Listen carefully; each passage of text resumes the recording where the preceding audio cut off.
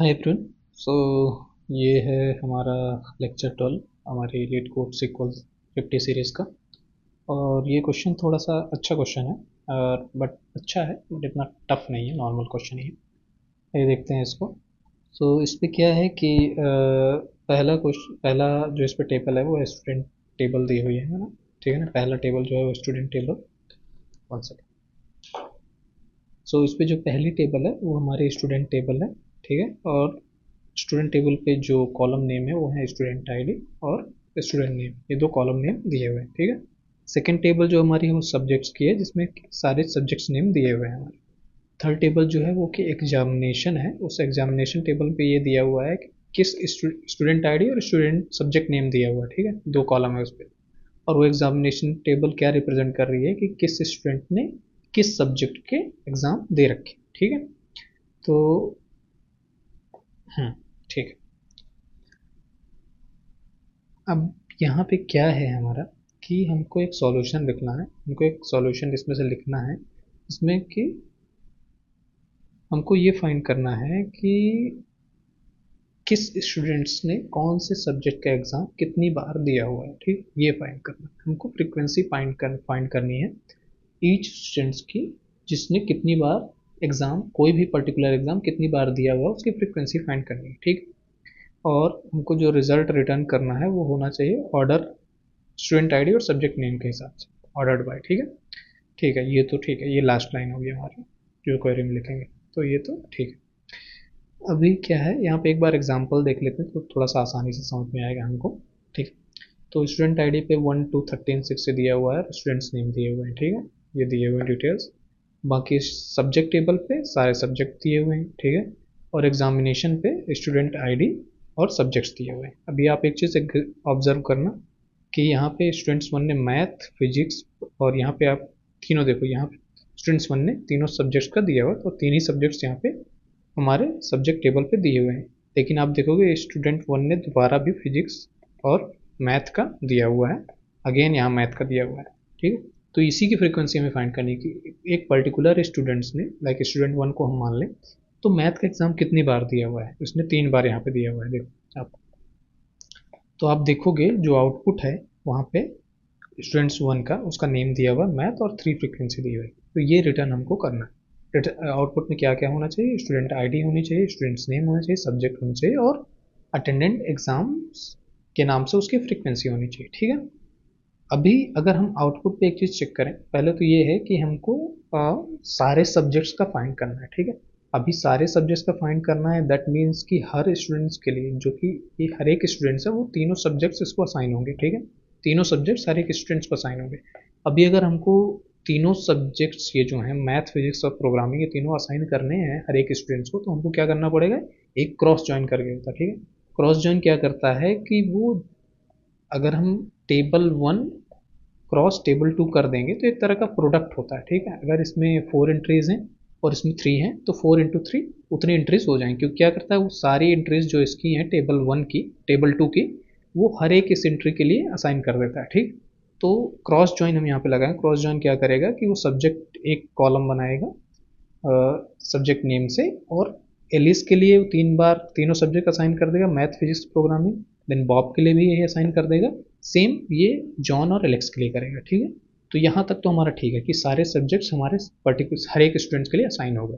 अभी क्या है, हमको इसको एग्जामिनेशन टेबल से ऐसे कुछ ज्वाइन करना है कि हमको ये जो रिजल्ट है ऐसे रिटर्न हो जाए, सॉरी, ये जो रिजल्ट है हमारा, ये जो रिजल्ट है पर्टिकुलर आउटपुट वाला, ये हमारा आ जाए। ठीक है। हमको ऐसे ज्वाइन करना है आउटपुट एग्जामिनेशन टेबल से। ठीक है। अब एग्जामिनेशन टेबल से हम क्या करें, अगर हम इनर ज्वाइन लगाते हैं, इनर ज्वाइन लगाएंगे तो क्या करेगा, फ्रीक्वेंसी काउंट तो करेगा, ठीक है, चलेगा, लेकिन ये केवल उन्हीं की फ्रीक्वेंसी काउंट करेगा जो कि एग्जामिनेशन टेबल पे दिए हुए हैं सब्जेक्ट्स और स्टूडेंट्स आईडी। क्योंकि इनर ज्वाइन क्या करता है कि वो मैचिंग डिटेल्स को ही रिटर्न करता है दोनों टेबल्स की। ठीक है। अगर हम स्टूडेंट आईडी पे कंडीशन देंगे इनर ज्वाइन की और मैच करेंगे, तो जो जो स्टूडेंट्स आईडी यहाँ पे दोनों टेबल्स पे होंगी उन्हीं के लिए ये रिटर्न करेगा। ठीक है।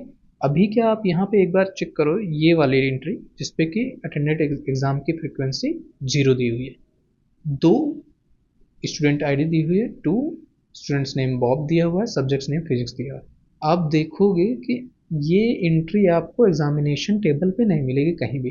2 के लिए केवल 2 एंट्री है, एक है प्रोग्रामिंग के लिए और एक है मैथ के लिए। फिजिक्स के लिए कोई एंट्री है ही नहीं हमारी, बट यहाँ पे आउटपुट पे हमारे ये एंट्री आई हुई है। दैट मीन्स कि इनर जॉइन तो नहीं लगाएंगे, इनर जॉइन लगाएंगे तो फिर ये एंट्री आ नहीं पाएगी, क्योंकि ये एंट्री हमारे सेकेंड टेबल पे नहीं है, बट फर्स्ट टेबल पे एंट्री होगी, क्योंकि टू बॉब फिजिक्स, क्योंकि हर एक सब्जेक्ट हर एक स्टूडेंट्स के लिए असाइन हुआ है, तो यहाँ पे ए टेबल हम जो करेंगे वो कंबाइंड स्टूडेंट टेबल और सब्जेक्ट टेबल इसको मान के करेंगे, जो कि होगी क्रॉस जॉइन। ठीक है, तो इसको हम ए टेबल मान लेंगे जो क्रॉस जॉइन होकर बनेगी, और उस टेबल पे हम लोग एग्जामिनेशन का एक लेफ्ट जॉइन लगाएंगे। ठीक है, लेफ्ट जॉइन इसलिए लगाएंगे क्योंकि इससे हमको सारी डिटेल्स लेनी है, ये क्रॉस जॉइन का जो रिजल्ट आएगा उससे हमको सारी डिटेल्स लेनी है, और फिर इस टेबल से हमको मैचिंग डिटेल्स केवल लेनी है। ठीक, जहाँ पे मैचिंग नहीं होगी वहाँ पे फ्रीक्वेंसी हम 0 रखेंगे। ठीक है, और फ्रीक्वेंसी काउंट कैसे करेंगे हम लोग वो भी देख लेते हैं।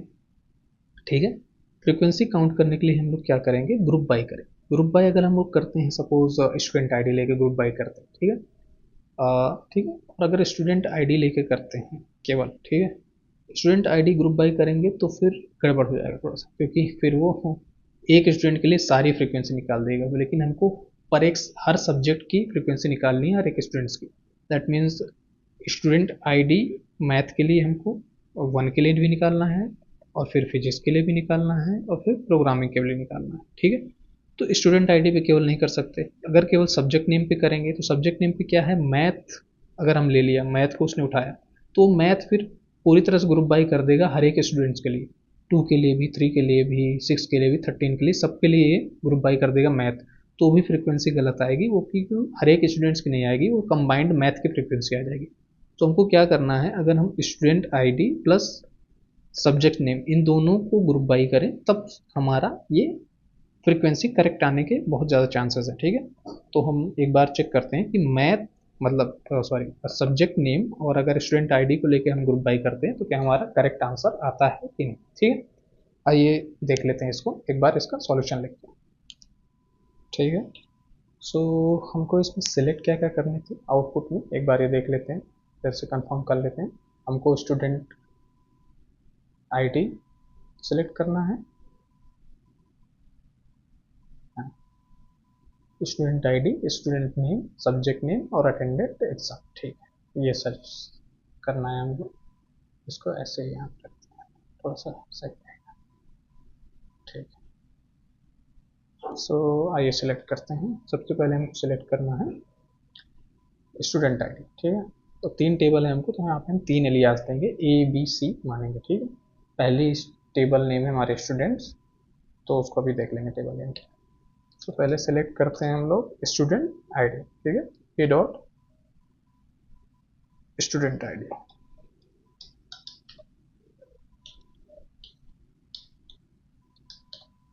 ठीक है, स्टूडेंट आईडी, देन हमको सेलेक्ट करना है स्टूडेंट नेम, वो भी टेबल ए में ही है, स्टूडेंट। ठीक है, स्टूडेंट नेम। ठीक है, देन हमको सब्जेक्ट नेम जो कि टेबल बी पे, तो बी डॉट सब्जेक्ट नेम। ठीक है, ये हो गया। अभी इसके बाद हमको क्या सिलेक्ट करना है, फ्रीक्वेंसी सिलेक्ट करनी है हमको। फ्रीक्वेंसी क्या है, काउंट। काउंट, ठीक है, काउंट हम लगाते हैं। काउंट किस पे लगाएंगे हम लोग, सब्जेक्ट पे लगाते हैं। ठीक है, काउंट हम लगाते हैं सब्जेक्ट पे, आई गेस सब्जेक्ट पे। ठीक है, काउंट अगर लगाते हैं तो सब्जेक्ट जो है हमारा वो बी डॉट है। ठीक है, बी डॉट सब्जेक्ट नेम। ठीक है, इस पे लगाते हैं काउंट एक बार, और इसको हम एलियास क्या देना है हमारा, अटेंडेड, अटेंडेड एग्जाम्स। ठीक है,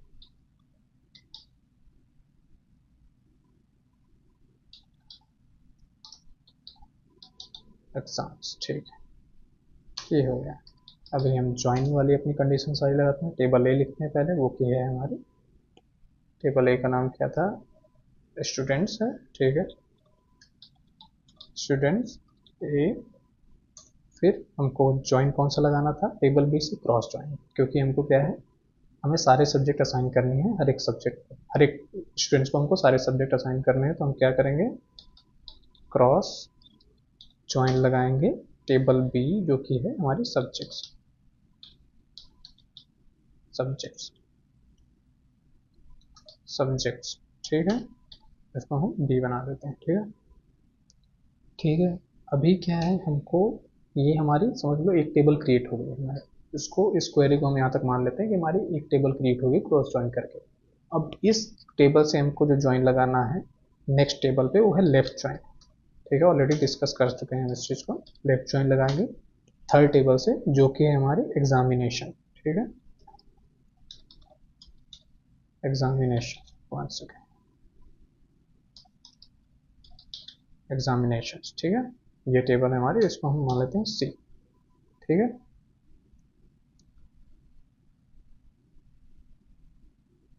यहाँ तक ठीक है, और हम कंडीशन क्या देते हैं, लेकिन क्रॉस ज्वाइन जो हमने यहाँ पे लगाया था इस पे,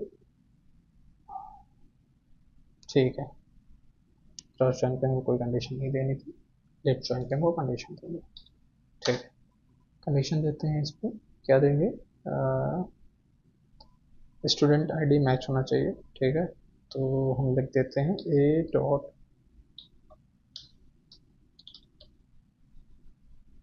student ID is equal to c dot student ID, ठीक है, ये मैच होना चाहिए, ठीक है, स्टूडेंट आईडी मैच होना चाहिए सबका। और एक और लिख देते हैं, सब्जेक्ट भी मैच होना चाहिए, ठीक है, एक बार इसको लिखते हैं, अगर गलत होगा तो हटा देंगे, सब्जेक्ट मैच होना चाहिए, ठीक है, अब हम लिख देते हैं ए डॉट,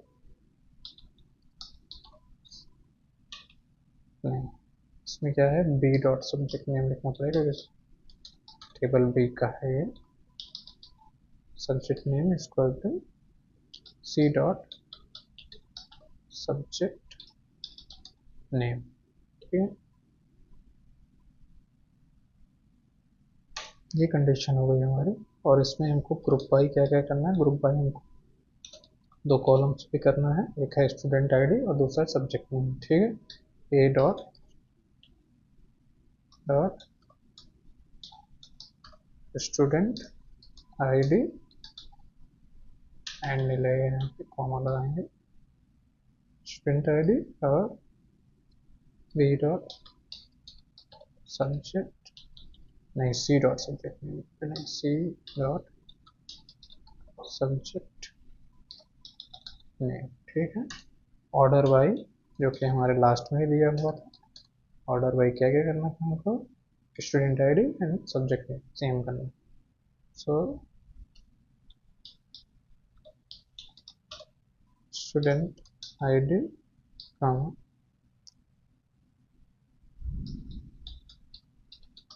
सब्जेक्ट नेम, ठीक है, एक बार इसको रन करते हैं हम लोग, चलना चाहिए, क्यों गलत आया, क्यों गलत है, क्या गलत है,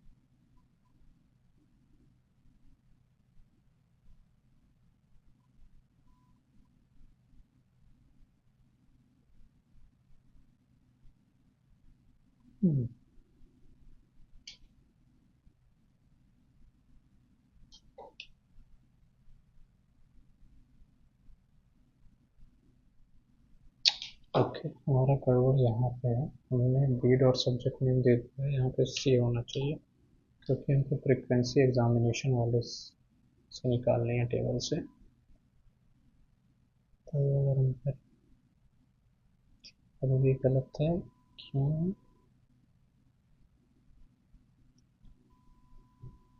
बस ऑर्डर गलत हुआ, ऑर्डर, अगर हम यहाँ पे इसको बी दें, ग्रुप बाई नॉन करें तब क्या होगा? चल रहा है। सो ये थोड़ा सा कंफ्यूजन हो जाता है यहाँ पे, कई बार मुझे भी होता है अभी। चलो कोई नहीं, तो ये चल रहा है, इसको सबमिट करते हैं एक बार। ठीक है। चल रहा है, ठीक है। अब मैं एक बार बता देता हूँ आपको कि यहाँ पे काउंट पे सी डॉट सब्जेक्ट नेम इसलिए दिया है क्योंकि हमको फ्रीक्वेंसी एग्जामिनेशन वाले से कंपेयर करके फाइंड करनी थी, क्योंकि और जगह से हम कंपेयर कर नहीं सकते क्योंकि एग्जामिनेशन टेबल पे ही सारी फ्रीक्वेंसी दी हुई है। ठीक है। ग्रुप वाई पे स्टूडेंट आईडी और सब्जेक्ट नेम हम दिए हैं। ठीक है। तो ऑर्डर बाई पे भी सब स्टूडेंट आईडी और सब्जेक्ट नेम दिया है, क्योंकि हमको अगर हम वहाँ पे सी दे देते हैं, अगर थर्ड टेबल से कंपेयर करते सब्जेक्ट नेम और, तो वहाँ पे क्या होगा कि सी टेबल पे सारे सब्जेक्ट्स और सारे स्टूडेंट आईडी दी नहीं है डिटेल्स। ठीक है ना। हमको क्या है, ग्रुप बाई और ऑर्डर बाई वहाँ से करना था जिसमें सारी डिटेल्स दी हुई जो कि टेबल क्रॉस जॉइन पे जो आएगी उस पर ही है, इसलिए हम उससे कंपेयर करेंगे, उसका मतलब ग्रुप बाई और ऑर्डर बाई दे रहे हैं। ठीक है ना, सी का नहीं दे रहे हैं। ठीक है। So this is all about lecture 12। Thank you for watching.